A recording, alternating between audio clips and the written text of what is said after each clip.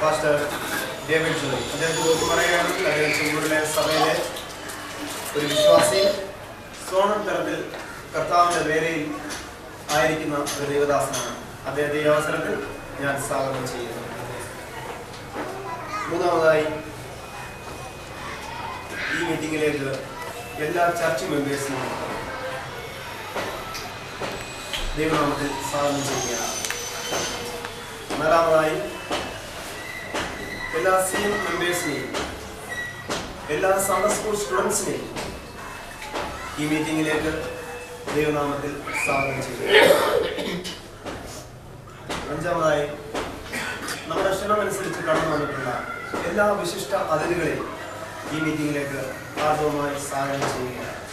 എല്ലാവരെയും ഒരിക്കൽ കൂടി ഈ മീറ്റിംഗിലേക്ക് ദൈവനാമത്തിൽ സ്വാഗതം ചെയ്തുകൊണ്ട് ഞാൻ